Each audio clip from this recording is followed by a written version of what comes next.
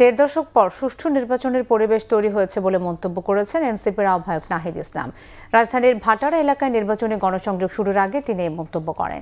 নাহিদ ইসলাম বলেন, নির্বাচনের আচরণবিধি লঙ্ঘন করেছে একটি দল। ফ্যামিলি কার্ডের মাধ্যমে ভোট কেনার কৌশল অবলম্বন করা হচ্ছে বলেও অভিযোগ করেন তিনি। বলেন, এমন আশ্বাস দেওয়া হচ্ছে যার বাস্তবায়ন হওয়ার কোনো সম্ভাবনা নেই। এই আশ্বাসে জনগণকে বিভ্রান্ত না হওয়ার আহ্বান জানান তিনি। এ সময় নাহিদ ইসলাম বলেন, বিভিন্ন এলাকায় ভোটারদের মধ্যে ভয় তৈরি করে রাখা হয়েছে।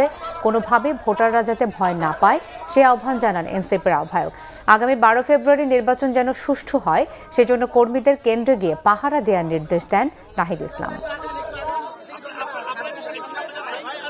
ইলেকশন কমিশনের চাপ প্রয়োগ করে গণভোটে প্রচারণার জন্য শোকজ তারা নিয়ে এসেছেন বিএনপির পক্ষ থেকে, অথচ তারা নিজেরাই আচরণবিধি কিন্তু কোনোভাবেই মানছেন না এবং বিভিন্ন জায়গায় এই যে ফ্যামিলি কার্ড, কৃষক কার্ড ইত্যাদির নামে আসলে এক ধরনের ভোট কিনার এক ধরনের আসলে এটা প্রক্রিয়া, এক ধরনের কৌশল তারা আসলে অবলম্বন করতেছে।